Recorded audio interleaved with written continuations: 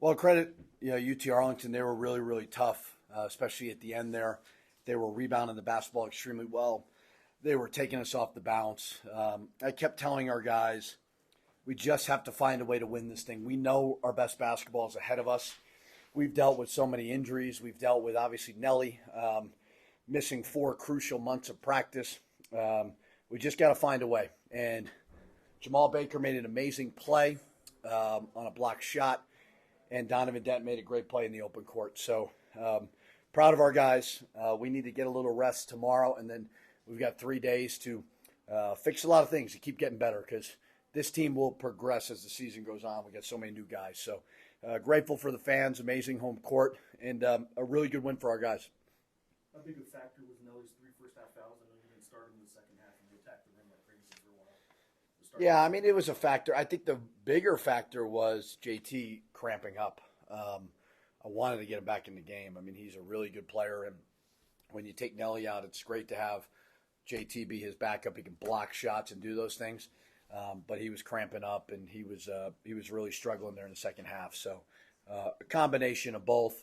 And then towards the end there, they were taking us off the bounce. We weren't rebounding the basketball. And like I said, Baker made a big play at the end. That was a huge play. You just talk the decision to go to Donovan at the end too. Yeah, 5.3. Normally you get about a dribble a second, and Donovan is about as good as it gets to the rim. So Mash was staring me down. He was mad at me. I was ignoring him. I wanted to space the court, and I wanted Isaac to play behind the defense and Donovan get to the rim. And he's a great layup maker. He's just really, really good at it. So fortunately, it worked in that one. Sometimes it doesn't. And how do you feel like Donovan handled that emotionally? He has that impossible 3 that's made over him. He's guarding him, but to be able to do that after and make that play. Yeah, and he got beat off the bounce and fouled too. But that was great by him. That's the key to this whole thing. Basketball is an imperfect game. You're never going to be 100% perfect, but it's all about how you respond to the next play. And, there's a lot of talk about House and Mash, and they're really good players. They are.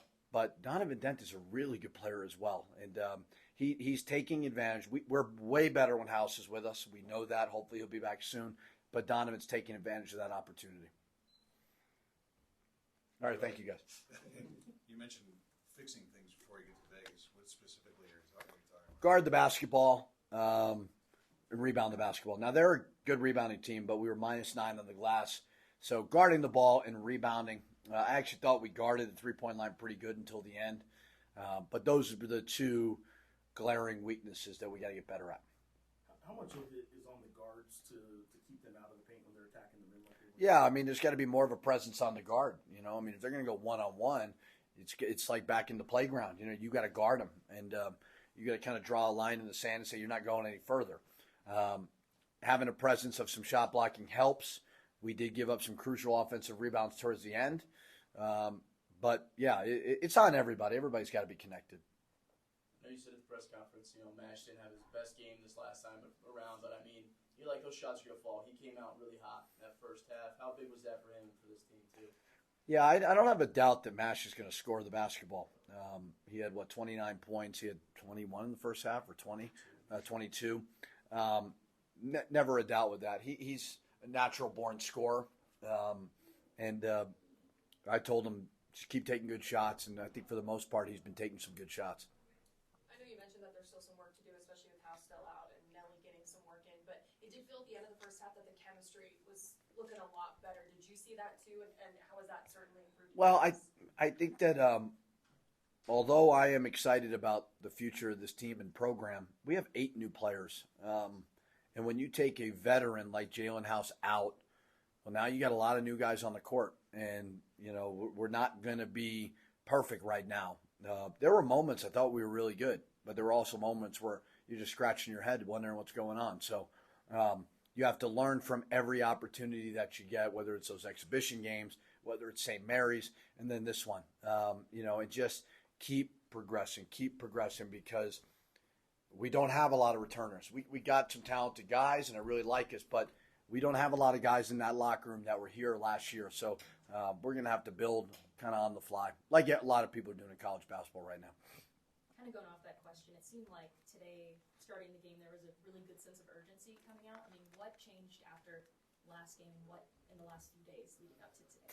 Nothing really changes. It's not. I think St. Mary's is a really good team, and we beat them last year. They were probably foaming at the mouth for us to play them again. So I don't think a whole lot changed. We're home. We got some of the best fans in the country.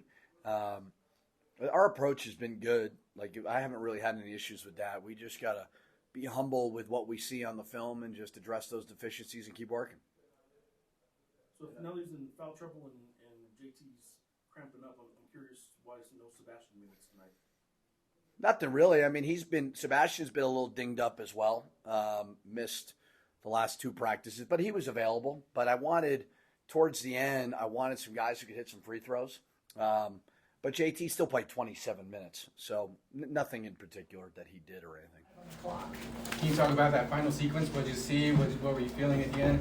They kind of picked up and pressed us a little bit, so I knew I had the guy kind of backpedaling, and I just kind of saw him made a move from there and finished over defender. Why were they able to have so much success in that second half? We just weren't playing defense. It's really simple as that.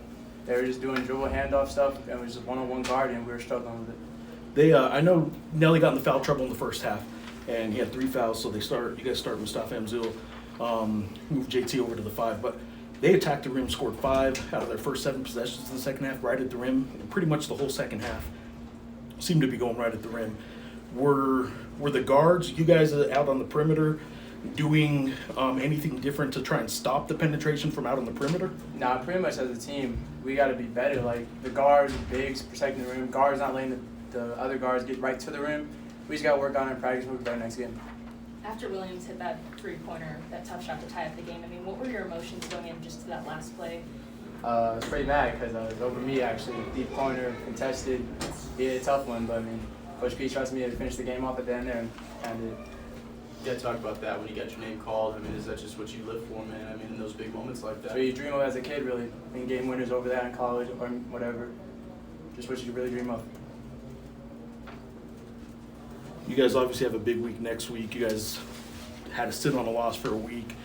Are you guys right now, it's only 3 games in, but are you guys right now still just trying to get to know each other? Because there were long stretches where it just looked like you guys weren't on the same page. I mean, yeah, it's kind of hard. We got a player that just came in not too long ago. We're going to figure it out. It's early in the season. We'll be fine by the end of the season. Talk about that first half. Obviously, Mash got going. And how do you feel like you guys were flowing in that first half? Well, Mash taking tough shots, got to feed a hot hand. I kind of got going towards the end of the first half. We just got to piece all together the full 48 minutes of a game. How does it feel to be able to come through for your team like that? If you missed, you go to overtime, but you're able to hit it. How do you feel, being able to? It was amazing, especially because my defense kind of lagged at the end, kind of put us in that position, so it's kind of sealed it off for us. And now to go to overtime and have to battle another, overtime, 5 minutes? About another 5 minutes there, so it felt good to end it.